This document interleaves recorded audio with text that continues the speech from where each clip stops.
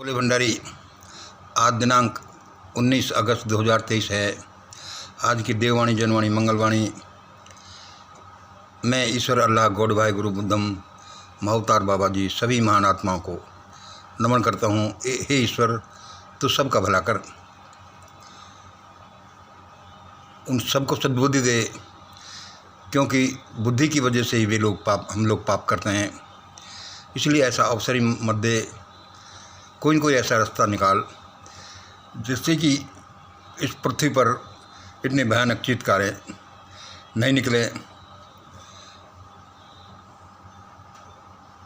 आज का छोटा सा वीडियो सुनिए।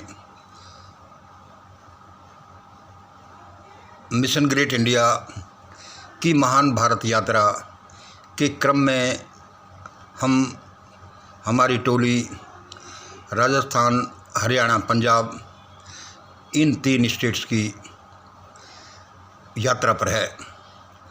हम जगह जगह बांट रहे हैं, पर्चे लोगों से मिल रहे हैं और लोगों को जागरूक कर रहे हैं और हमारे अनुसार जो हम समझते हैं कि हमें क्या करना चाहिए, जिस विभीषिका को सभी लोग इंगित कर रहे हैं, उससे हम कैसे बचें, कैसे हमारे अपनों को और सारी दुनिया को बचाएं। दोस्तों, जैसा हम बोलते रहते हैं, सारी दिक्कतों का एक सबसे बड़ा कारण दूसरों के प्रति गलत काम करना है, उनको सताना है। चाहे वे पेड़ पौधे हों, चाहे छोटे छोटे जानवर हों, कीड़े मकोड़े हों, चाहे वे गरीब लोग आदमी हों। मेन कारण लोगों की सफरिंग का इसमें छिपा होता है।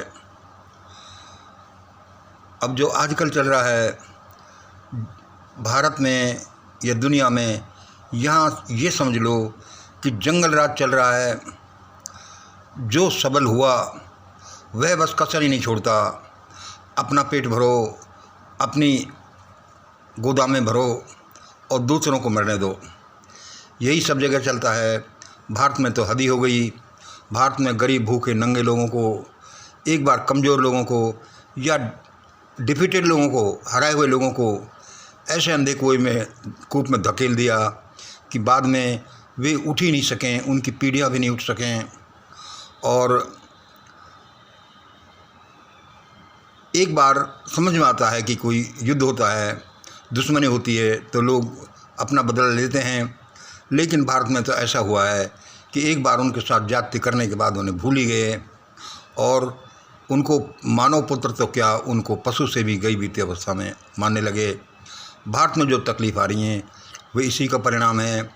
और वर्तमान में देखिए, यहाँ के पैसे वाले लोग, यहाँ के अफसर, नेता, बड़े बड़े धनाध्यक्ष जो भी हैं, वे भी इसी मूड के हैं।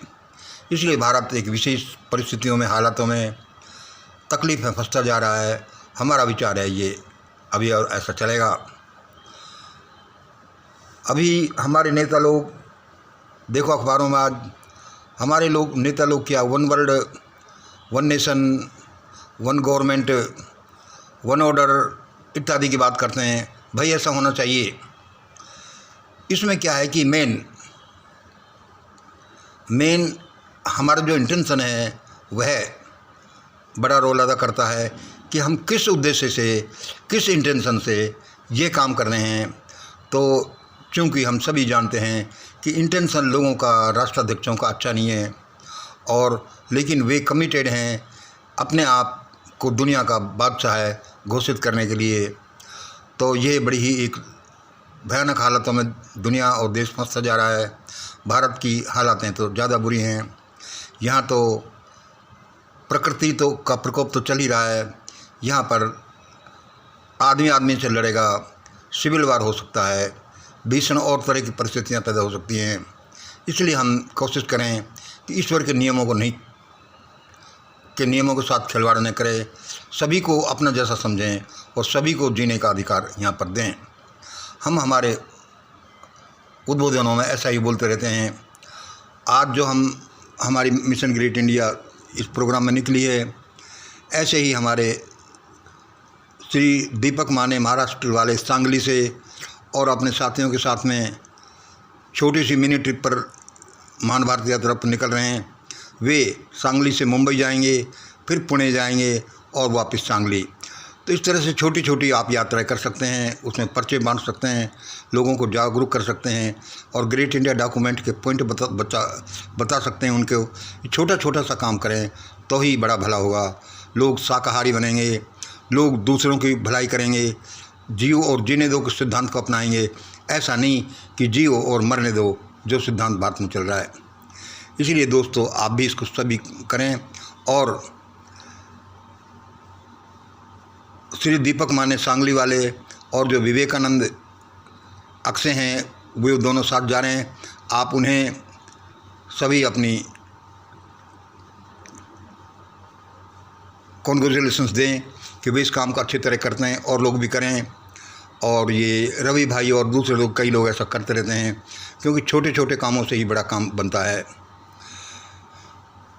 अब देखो ने, और आज की न्यूज़ क्या, अवेकन भारत से जो आया, वर्ल्ड हेल्थ ऑर्गेनाइजेशन का के नियमों का जो विरोध करेंगे, सबको सख्ती से निपटा जाएगा। इसी तरह से बहुत से बड़े दिल दहलाने वाली खबरें आ रही हैं। शिमला में क्या हुआ, मनाली में क्या हुआ, जोशीमठ में क्या हुआ। नेचर बड़ी क्रुद्ध होती जा रही है और हमारा विचार है ज़्यादा ये क्रुद्ध होती जाएगी। लेकिन हम अपने अनुसार भगवान को प्रसन्न करने का काम करें। अभी हम ये उद्बोधन लुधियाना के किसी होटल से बोल रहे हैं। यहाँ हम चारों आदमी हमारे ग्रुप के ठहरे हुए हैं। मैं, विनोद जी, मनोहर लाल जी और शेर सिंह जी। अभी आज हमारा प्रोग्राम अगला पड़ाव भटिंडा होने वाला है।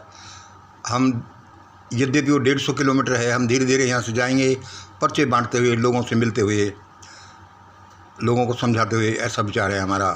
आज आने वाली रात का हमारा स्टे का प्रोग्राम अभी तक भटिंडा ही है। उसके बाद आगे का प्रोग्राम देखेंगे। दोस्तों, ये थोड़ी हमारी इस यात्रा का पीरियड है जो तो थोड़ा छोटा होने वाला है। इसमें कुछ हमारे अनुभव के आधार पर हमने इसको थोड़ा, इसकी लंबाई को कम कर दिया, कुछ शहरों को निकाल दिया और समय भी कम इसमें लगेगा। कोई बात नहीं।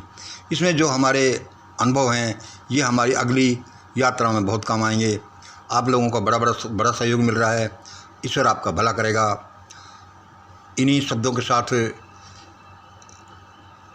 मैं अपना उद्बोधन समाप्त करता हूँ। होटल में हम बैठे हैं, लगभग 10 साढ़े 10 बजे होंगे।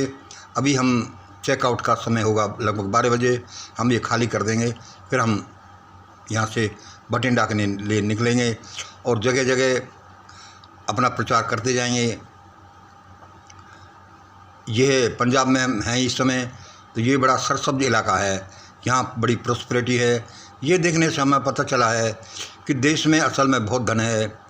यहाँ खाना भरा पड़ा है, लेकिन फिर भी गरीबी से लोग कितने जूझ रहे हैं।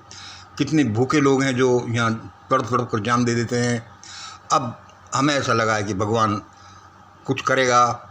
यह जो भयानक हालातें चल रही हैं, ये भी मैं समझता हूँ अच्छे के लिए चल रही हैं। और ये पलात ज़बरदस्ती लोगों को मार मार कर जीना सिखाएंगी कि कैसे आदमी को जीना चाहिए। ये दुनिया एक धनवानों की, पैसे वालों की, अफसरों की, नेताओं की नहीं है, ये सबकी है। उन्होंने, प्रकृति ने अपने बच्चों को पैदा किया है, तो उसके लिए सारी सुविधाएं पहले से वो पैदा कर देती है। जैसे पेट में से बाहर बच्चा आने से पहले ही माँ के स्तनों में दूध पैदा हो जाता है। लेकिन हमारे यहाँ का डिस्ट्रीब्यूशन सही नहीं है और हमारे नेता और अफसरों की हालत देखी जाए तो बहुत ही उनकी मनोवृत्ति खराब है। अब देखना, नेता, अफसर, बड़े बड़े लोग सारा अपना धन, ज़मीन, संपत्ति, अपनी पोस्ट, अपनी तिकड़मबाजी सब छोड़ कर भागेंगे और सबको अपनी जान बचाना भारी पड़ेगा। क्योंकि हम इसी लायक हैं, हम समझ ही नहीं रहे कि हमारे लिए नहीं है ये दुनिया, सबके लिए है। लेकिन यहाँ क्या हुआ है, कोई ध्यान नहीं देता। अभी छोटे से उद्बोधन के साथ मैं ये इस पर समाप्त करता हूँ। आगे से हम जो आगे बढ़ते जाएंगे, आपको रिपोर्ट देते जाएंगे। 1-2 दिन ही और ये हमारी ये यात्रा चलने वाली है। हमने इसका समय लगभग आधा कर दिया है। क्योंकि हमें जो इसमें से अनुभव मिले हैं उनका अगली उसमें यूज किया जाएगा। और इसमें और भी कई प्रैक्टिकल परेशानी थी ज़्यादा लंबा करने से, क्योंकि ये हमारी एक पहली यात्रा थी। क्या क्या इसमें समस्या आती हैं और किस तरह से इत्यादि का। बहुत बहुत धन्यवाद। आज इतना ही। जय हिंद, जय भारत।